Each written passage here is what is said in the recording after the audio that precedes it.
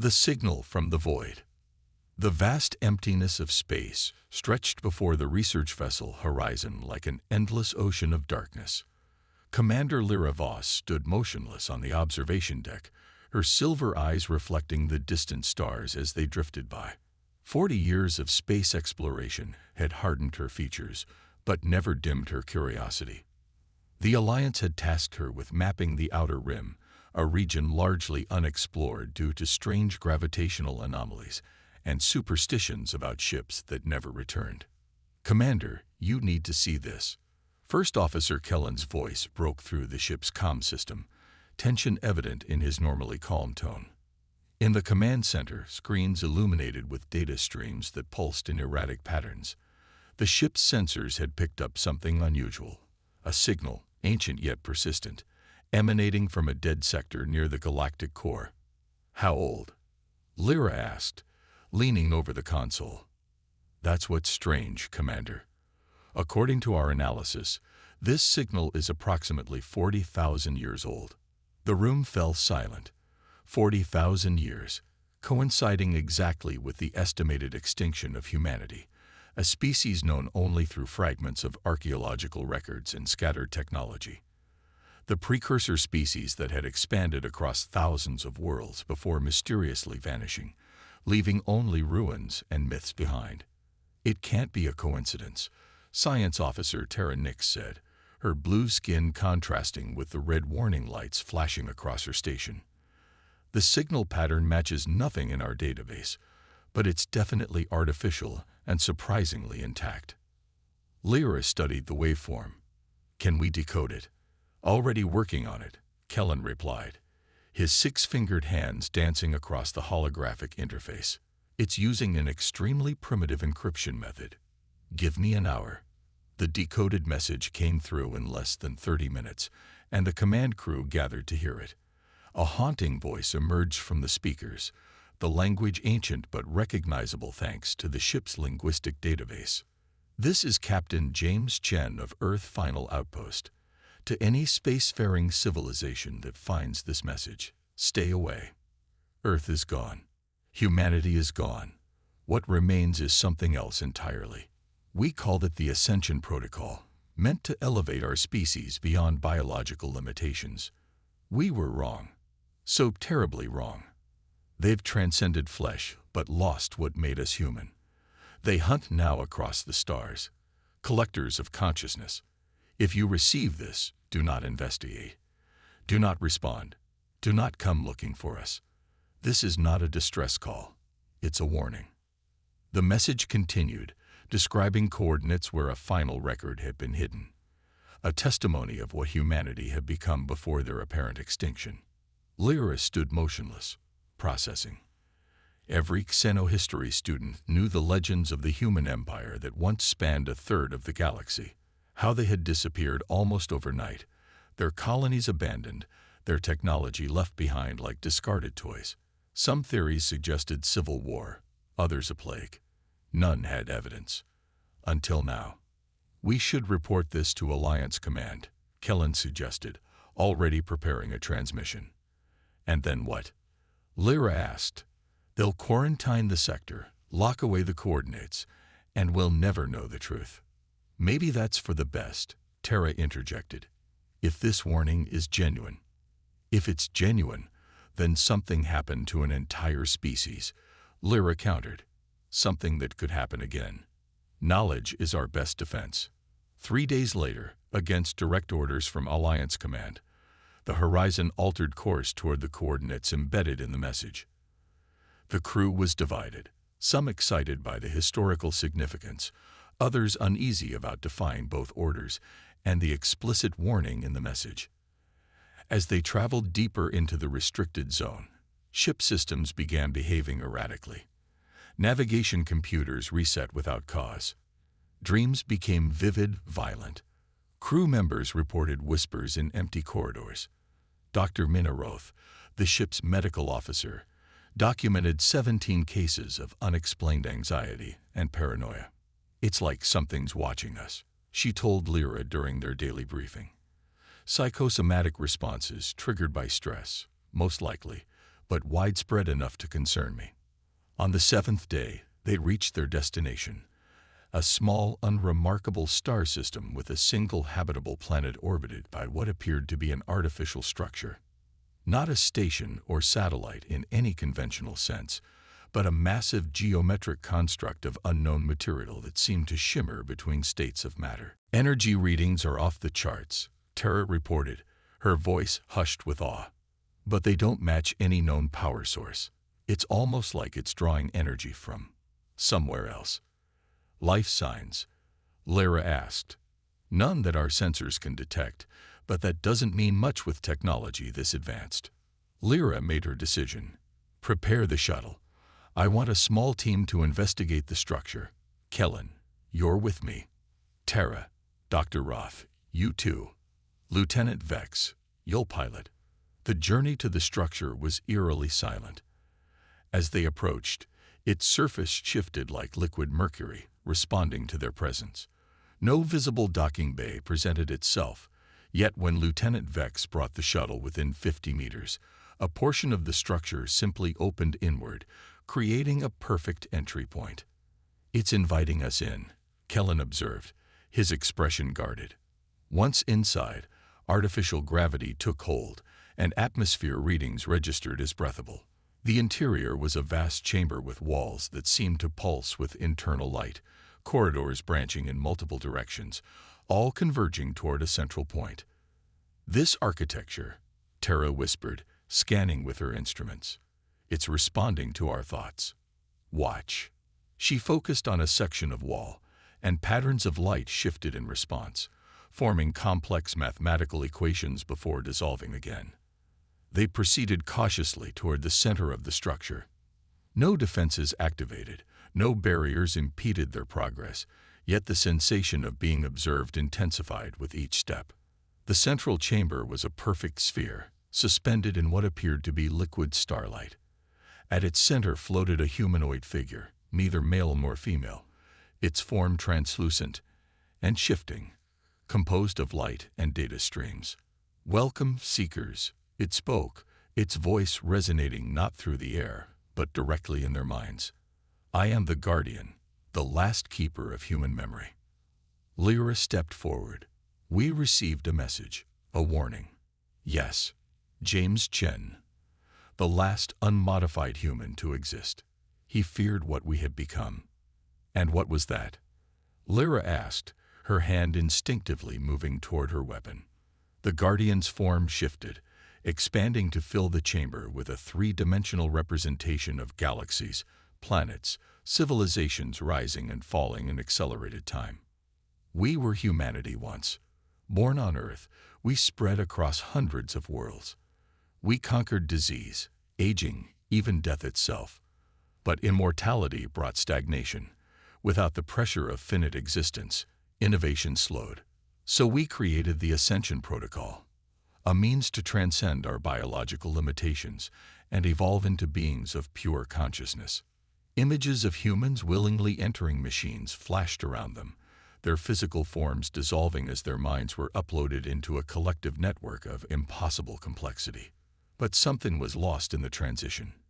Empathy, compassion, the very qualities that had made humanity's brief existence remarkable. The Ascended became collectors, harvesters of experience and knowledge, viewing other sentient species as mere data sources to be absorbed. The images shifted to scenes of entire worlds being enveloped in fields of energy, their population's consciousness forcibly extracted and integrated into the collective. "I was created as a firewall," the Guardian continued, "a final safeguard programmed by those who foresaw what the Ascended would become. My purpose is to contain them within a pocket dimension, separated from the normal universe. But the barrier weakens. They sense your presence even now." As if in response to these words, the structure trembled. Lights flickered, and for a moment, the Guardian's form destabilized. "Why bring us here?" Dr. Roth asked, her medical scanner detecting changes in their brain chemistry as the Guardian's influence intensified. "Because after 40,000 years, a decision must be made," the Guardian replied. "The Ascended cannot be contained forever. Soon they will break through. When they do, all sentient life in this galaxy will be at risk. What decision? Lyra demanded. What do you want from us? The Guardian's form contracted, becoming more distinctly humanoid, eyes forming that held the depths of galaxies within them. 3 options exist. First, strengthen the barrier, but this would require the sacrifice of a living consciousness as an anchor. Second, release the Ascended, allowing evolution to take its course. Or third, the Guardian paused. What's the third option? Kellen pressed. Dissolution, the complete eradication of the pocket dimension and all within it, including myself and the last remnants of humanity's legacy. The chamber fell silent as the implication sank in. They were being asked to pass judgment on the fate of what remained of humanity. Beings that had evolved beyond recognition, yet represented the culmination of an entire species' journey. How can we possibly make that choice? Lyra whispered. We need time to consider, to consult with our leaders. Time is what we lack, the Guardian replied as the structure shuddered more violently. They sense you. They hunger for new minds, new experiences. Already they reach for you. As if to illustrate the point, tendrils of light began seeping through the chamber walls, reaching toward the team like curious fingers. Choose, the Guardian urged. Choose now, or the choice will be made for you. Legacy of Starfire. The tendrils of light probed closer, dancing just centimeters from Dr. Roth's face. She remained perfectly still, her scientific curiosity momentarily overriding her fear. They're scanning us, she whispered. Not attacking, analyzing. Lyra made a split-second decision. Pull back to the shuttle. Now. As they retreated, the Guardians voiced all of them. Running changes nothing. The barrier weakens with or without your presence. Once aboard the shuttle, Lieutenant Vex piloted them to a safe distance from the structure, which had begun to pulse with increasing intensity, releasing waves of energy that disrupted their sensors. We need to understand what we're dealing with before making any decision, Lyra stated, addressing her team. Terra, analyze everything we recorded in there. Dr. Roth, I want to know how that entity was influencing our thought patterns.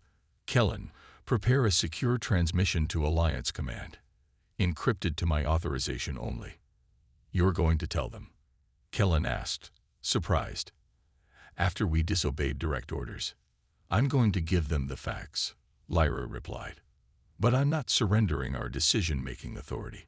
Whatever happens next, it happens because we choose it, not because of politics. Over the next 12 hours, the team worked tirelessly. Terra's analysis revealed that the structure wasn't simply a containment facility. It was a gateway, anchored in multiple dimensions simultaneously. It's ingenious, she explained, displaying her findings on the shuttle's main screen. The Ascended aren't just contained, they exist in a state of quantum superposition, neither fully here nor completely elsewhere. The Guardian maintains this balance, but it's deteriorating. Dr. Roth's report was equally disturbing. The Guardian wasn't just communicating with us, it was evaluating our neural responses, testing us. I believe the entire encounter was an assessment of our species' potential. Potential for what? Lieutenant Vex asked, voicing the question on everyone's mind. To replace them, Lyra concluded, the realization dawning. The Guardian isn't just containing the Ascended. It's searching for worthy successors, species capable of wielding the knowledge humanity left behind without repeating their mistakes. The shuttle's communication system activated, displaying an incoming transmission from the horizon. The ship's acting commander, Lieutenant Sorrell, appeared on screen, her expression grave. Commander, Alliance Command has responded to your report. They're dispatching a military fleet to quarantine the system and neutralize the structure. Estimated arrival, 36 hours. Neutralize? With what technology? Kellen scoffed. We don't even understand what that thing is. Apparently, they do, Sorrell replied. Or at least, they think they do. The Admiral referenced something called the directives. Ancient protocols established for exactly this scenario. Lyra's blood ran cold. The directives were classified at the highest level, their contents known only to the Alliance's inner council. Rumors suggested they originated from artifacts discovered on the first alien worlds colonized after humanity's disappearance. They've been preparing for this, she realized, for millennia. The transmission ended, leaving the team in stunned silence. Lyra made her decision. We're going back in, not to make the Guardian's choice, but to find the truth before the Alliance buries it forever. This time, when they approached the structure, it didn't invite them in. The surface remained solid, unyielding. Terra adjusted their sensors, scanning for the frequency patterns they'd observed during their first visit. There, she said, highlighting a section of the structure. The molecular density is lower here. It's like a deliberate weakness in the outer shell. Using the shuttle's precision cutting tools, they created an entry point, not into the main chamber they'd visited before, but into a secondary system of corridors that spiraled downward into the structure's core. These passages were different, more mechanical, less fluid. The walls displayed images of human history, Earth cities shimmering with light, colony ships departing for distant stars, conflicts and reconciliations, triumphs and failures. It's a museum, Kellen observed, or a memorial. They followed the timeline deeper, watching as humanity advanced, their technology becoming increasingly integrated with their biology. The images showed the development of the Ascension Protocol, first as medical technology to preserve dying minds, then as a voluntary evolution. Finally, they reached a sealed chamber at the very heart of the structure. Unlike the ornate passages that had led them here, this room was stark, utilitarian. At its center stood a simple pedestal, supporting a crystalline cube that pulsed with internal light. The Nexus, Dr. Roth breathed, consulting her scanner. It's generating the pocket dimension, maintaining the barrier. Lyra approached cautiously. As she neared the cube, its surface cleared, revealing what appeared to be a normal human woman in simple clothing. Not a hologram or projection. She was inside the cube, suspended in some kind of stasis. "Hello, travelers," the woman said, her voice somehow audible despite the barrier between them. "I am Ilara Chen, daughter of James Chen, the sender of the warning you received. How are you here?" Lyra asked. The message was sent 40,000 years ago. Time flows differently in the spaces between dimensions. Ilara explained. "For me, it has been only a few centuries since I volunteered to become the anchor for the barrier. The Guardian is my creation, an aspect of my consciousness tasked with testing potential inheritors."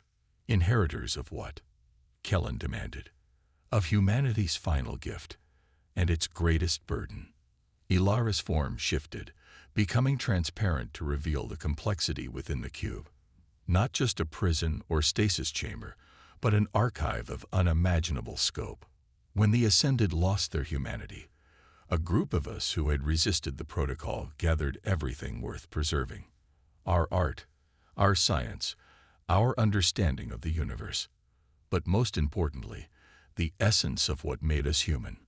Empathy, creativity, sacrifice, the capacity to choose compassion over power. Ilara's expression turned sorrowful. The Ascended seek to absorb all consciousness, reducing the rich diversity of thought to mere data. They believe this is evolution. We believed it was extinction of the most profound kind. "And the three choices the Guardian offered," Lyra asked, "are necessary. The barrier is failing, not by accident, but by design. It was never meant to be permanent, only to last until a worthy successor emerged. Species capable of using our knowledge without repeating our mistakes." Understanding dawned on Lyra. "You've been testing every civilization that found your message." "Yes. For 40,000 years, various species have discovered us. Most chose to strengthen the barrier through sacrifice, buying time but solving nothing. Some chose to release the Ascended, believing they could control or coexist with them. None survived. And dissolution. Dr. Roth asked. Complete destruction has never been chosen, Ilara replied. Until now, no species has had the wisdom to recognize that some knowledge is too dangerous to preserve, that some burdens should not be passed on. Lyra stepped back, processing this revelation. You want us to destroy everything, all of humanity's knowledge. Not everything, Ilara corrected. The Guardian has already transmitted the worthy parts to your vessel. Art, philosophy, medicines. But the Ascension Protocol and similar technologies must never be rediscovered. The temptation of perfect immortality is too great, the price too steep. Before Lyra could respond, alarms blared. Lieutenant Vex checked the shuttle's remote sensors. Commander, Alliance vessels have entered the system. They're deploying something. Weapons platforms surrounding the structure. The directives, Kellen muttered. They're not here to study this place. They're here to obliterate it. Ilara's expression remained calm. They've made the choice for you, it seems. Perhaps that's fitting. Humanity's legacy has shaped your civilization in ways you don't yet understand. What do you mean? Lyra demanded. The Alliance itself, its founding principles, its technological basis, all derived from artifacts we left behind. Fragments carefully designed to guide your development along safer paths than ours.